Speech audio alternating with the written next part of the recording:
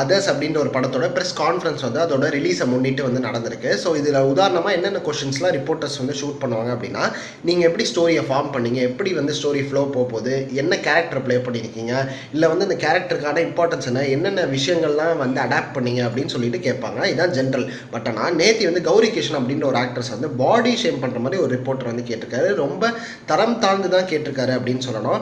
So நீங்கள் என்ன wait அப்படின்ற மாதிரி வந்து கேட்டிருக்காரு. இந்த வெயிட் சமாச்சாரம்லாம் எதுக்கு இங்கே கொண்டு வரீங்க, உங்களுக்கு எதுக்கு நான் சொல்லணும் அப்படின்றத அவங்க போல்டாகவே கேட்டிருக்காங்க.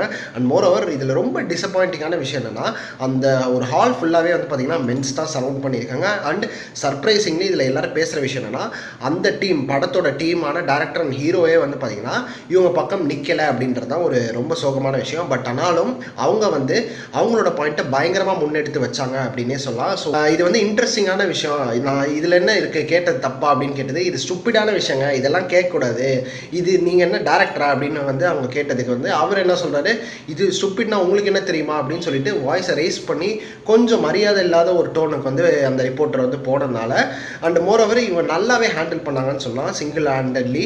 பட் இதுலேருந்து என்ன தெரிஞ்சுக்க வேண்டிய விஷயம் அப்படின்னா, அப்படின்றது ஃபோர்த் பில்லர் ஆஃப் டெமோக்ரஸி நம்ம எல்லாருக்குமே தெரியும். இங்கே இந்த மாதிரி ஒரு சில பேர் பணியாற்றுறதுனால மொத்த மீடியாவுக்கும் வந்து இது அசிங்கமாக ஒரு பேரை வந்து உருவாக்குது அப்படின்றது தான் உண்மையான விஷயம். ஸோ உதாரணத்துக்கு நாட்டில் எவ்வளவோ பிரச்சனை நடக்குது. இந்த கோவை ரேப் கேஸாக இருக்கட்டும், இல்லை வந்து இன்றைக்கி காலையில் கூட வந்து பார்த்திங்கன்னா கோவையில் வந்து ஒரு காரில் வந்து ஒரு பொண்ணை கடத்திட்டு போகிறதா இருக்கட்டும், அந்த சிசிடிவி எல்லாம் வந்து நியூஸில் காமிக்கிறாங்க. அண்டு இதுக்கப்புறமா 10 பேரை வந்து ஒரே ராத்திரியில் வந்து ஒருத்தர் வெட்டி கொள்கிறான் அப்படின்ற மாதிரியும் காமிக்கிறாங்க.